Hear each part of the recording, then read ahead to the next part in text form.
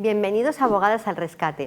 En esta ocasión vamos a explicaros cómo se atribuye el uso de la vivienda familiar en los procedimientos judiciales o los procedimientos de divorcio. Vamos a empezar por decir qué es la vivienda familiar, que ni más ni menos que es el domicilio en el que habitualmente residen los dos miembros de la pareja y los hijos que también convivan con ellos.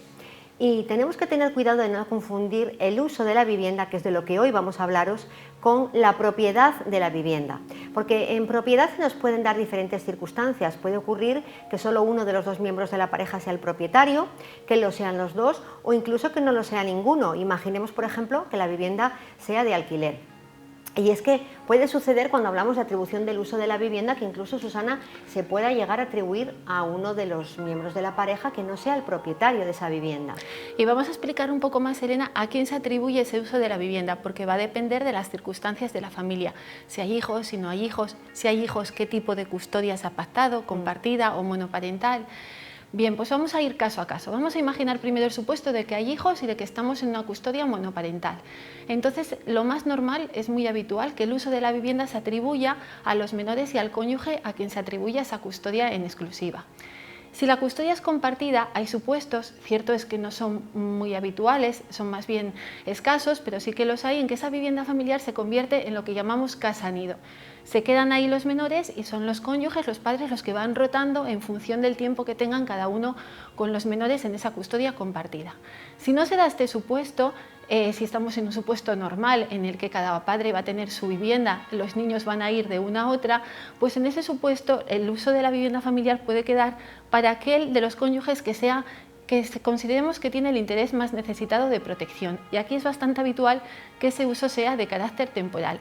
Y finalmente, Elena, si no hay hijos, es bastante difícil que hablemos ya de atribución del uso de la vivienda, porque los dos cónyuges suelen quedar en igualdad de condiciones, pero bueno, también en circunstancias especiales en que uno está en peor situación, se le puede atribuir el uso de esa vivienda. Sí, y vamos a hablar de cuánto tiempo, que también es una cosa que preocupa mucho, porque al atribuir el uso dejamos esa vivienda de alguna manera sin poderla disfrutar por el otro y sin poder disponer de ella. Bueno, pues en principio la concesión del uso de la vivienda puede ser indefinida o temporal. Indefinida es cuando en el convenio o en la sentencia se atribuye a una persona, a los hijos, por ejemplo, y al cónyuge que tiene la custodia, y no se dice hasta cuándo, se deja abierto y no se dice hasta cuándo. Y temporal es cuando se concreta de alguna manera, por ejemplo, pues hasta que los hijos alcancen la mayoría de edad, o en el caso que comentaba Susana, cuando no existen hijos y se atribuye a uno de los dos cónyuges pues por 2 años, por 1 año, se puede concretar.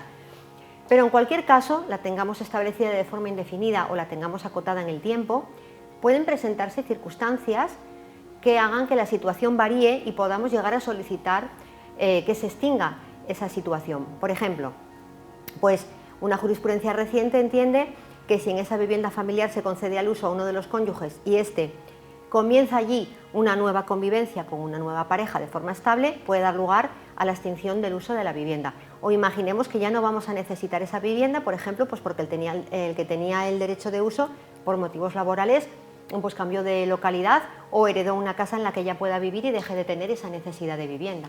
Y nos queda, Elena, determinar dónde se fija ese uso de la atribución, esa atribución del uso de la vivienda. Bueno, pues lógicamente estamos hablando de un procedimiento judicial de divorcio, con lo cual es en ese procedimiento en el cual se va a fijar la atribución de ese uso.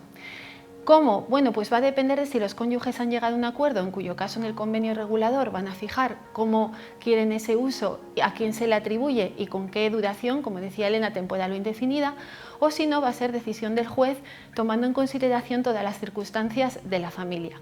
¿Cuándo se extingue el uso? Pues se extingue si lo hemos fijado de manera temporal, lógicamente por el paso de ese tiempo que hemos fijado previamente, o si lo hemos establecido de forma indefinida o se dan alguna de las circunstancias que antes comentaba Elena que nos pueden dar lugar a un cambio en las circunstancias, se puede solicitar la modificación de ese uso o la extinción del mismo en base a un procedimiento de modificación de medidas. Si estáis pasando por un procedimiento de ruptura y tenéis cualquier duda, no dudéis en poneros en contacto con nosotras.